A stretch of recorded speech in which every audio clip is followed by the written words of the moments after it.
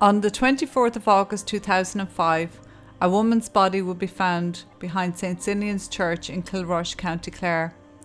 Kilrush is a coastal market town with a population of around 2,500 people. It is located near the mouth of the River Shannon in the southwest of the county. The Shannon River is the largest river in Ireland. The area of Kilrush was classified as part of the West Clare Gaeltacht, which means that it was an Irish-speaking community. This was so until 1956. You will also find the beautiful Vandeleur Walled Gardens, which is on the outskirts of Kilrush.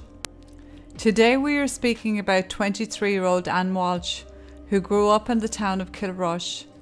Ann was the eldest of a family of 5, her father and mother, her sister Mary, and the baby of the family, Stephen. Ann and her siblings played together growing up, and life was a lot simpler then. They played on the streets with other children, hopscotch, marbles and elastics. They knew to come home when it was getting dark or the street lights came on.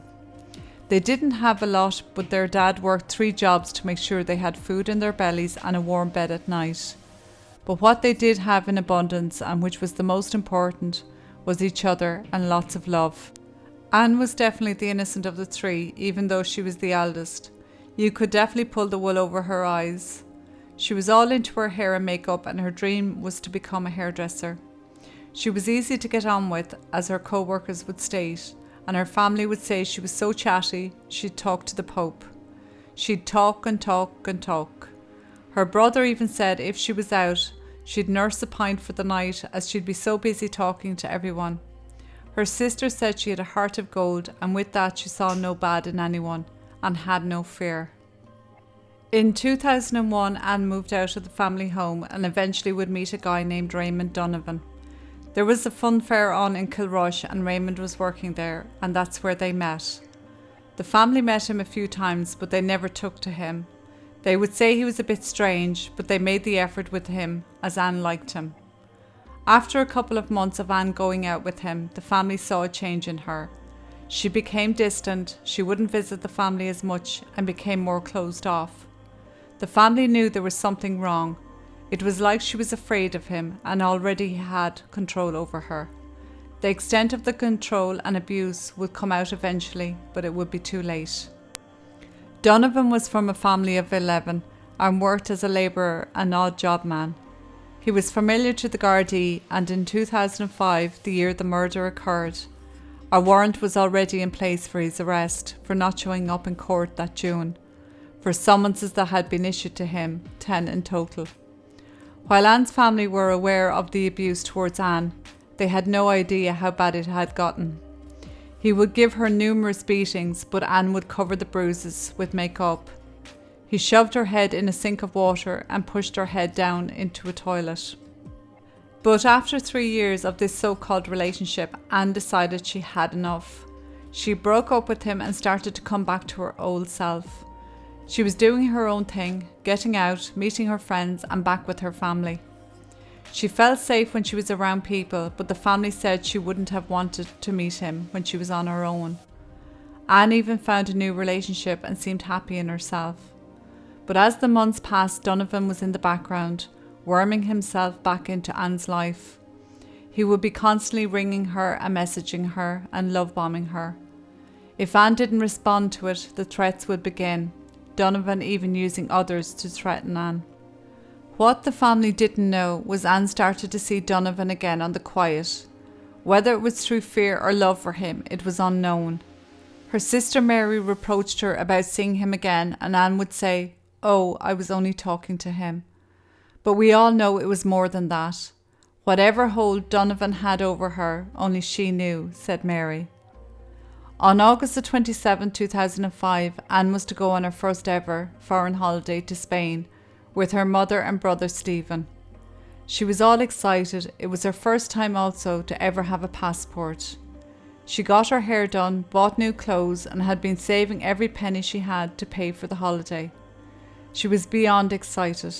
But Ann would never get to go, and not only did her photo end up on her passport, but the same photo would end up on her gravestone. On Wednesday the 24th of August 2005, Ann was getting ready for her last night out before the holiday. She got her hair cut and was all dolled up to meet with her friends. She went off up the town and her brother Stephen was out the same night. He was heading to an underage disco in the next town and saw Ann and Donovan in a local pub, Crotty's. Stephen went into the pub and asked Donovan where Ann was, and he said she was just gone to the toilets. So Stephen went in after her and asked what the hell she was doing with Donovan. She replied, "We are just having a drink." Stephen gave her the benefit of the doubt and Ann gave him money for the disco, like she always did, and he went on his way. According to the testimony of the barman in Crotty's pub that night, Ann and Donovan were all over each other, kissing and hugging, and definitely seemed like they were together. Later on that night, Donovan would strike.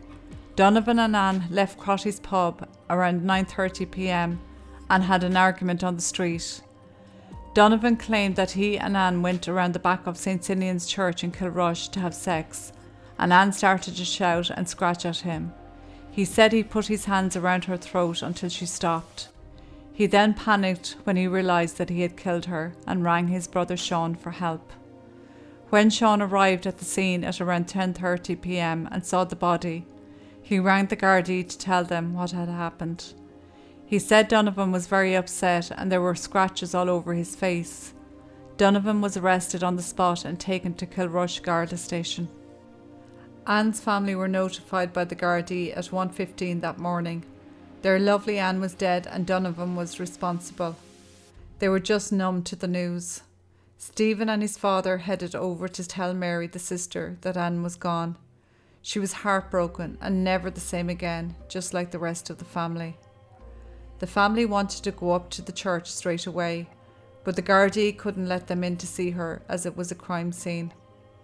Unfortunately, Ann's body had to be left on the church grounds until the state pathologist arrived to examine the body, which it wouldn't be until later that morning. All they could think of was her lying there, discarded like she was nothing. But I do know that a Garda is always assigned to stand by the body until removal. So while her family couldn't be with her, she wasn't alone. When the morning light finally broke, also did the news of Ann's death. The community was in shock.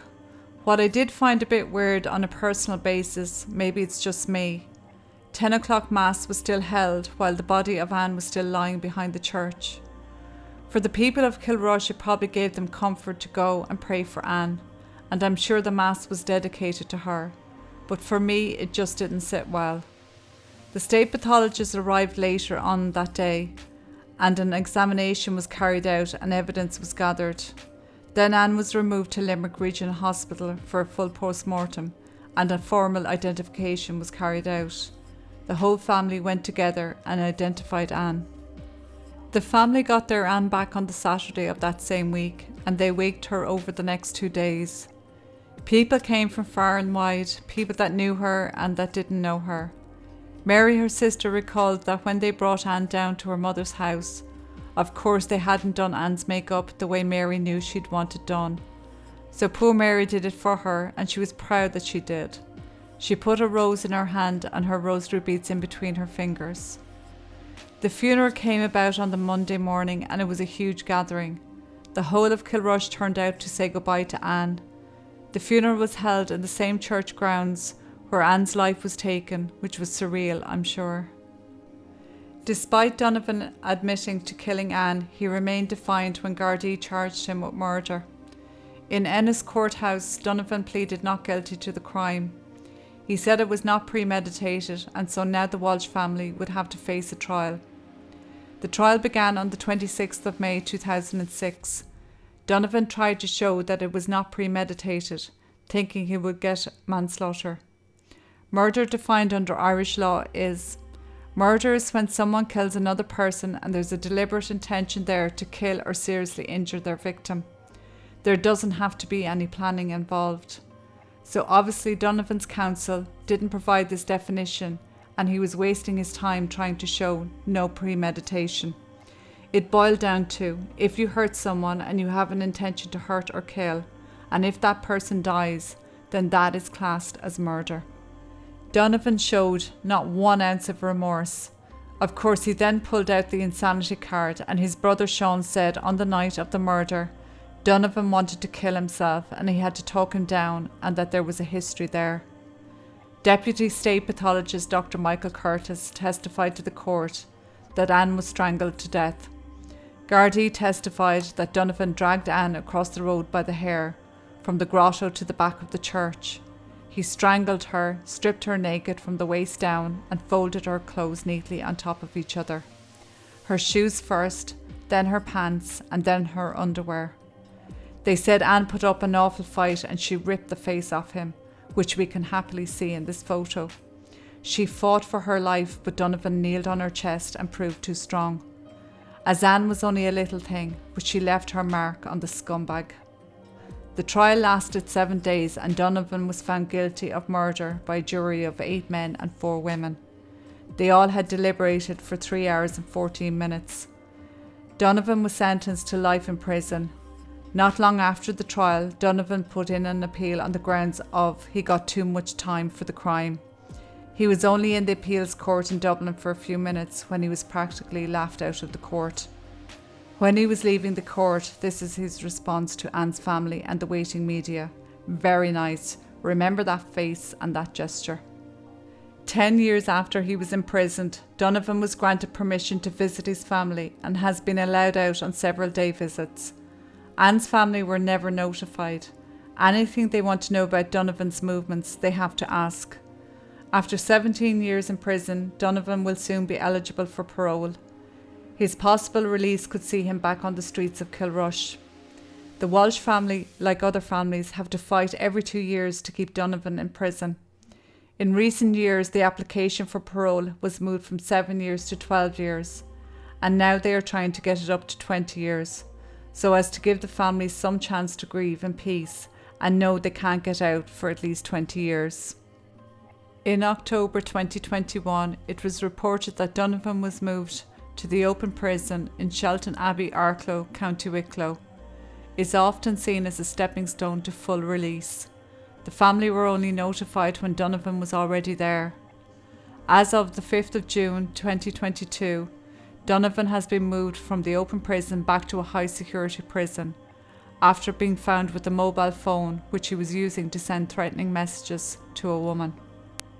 Donovan had been boasting he'd be getting out later this year after a parole hearing, which he was due to have in September 2022. But now this is going to be a setback for him and he won't be going anywhere, we hope. His day release was also terminated. I guess though we will have to wait and see. A few months after Ann's death, Stephen, Ann's brother, took it upon himself to build a memorial to Ann at the back of the church where she was killed. Ann would have turned 40 this year and her family can't help thinking, where would she be if she was alive today? Would she have become a hairdresser, a wife, a mother, and an aunt to her nieces and nephews, who never got to meet her? A little bit of Ann will always be with them, as Mary's own daughter was born in April, the same month Ann was born, and she named her Ann.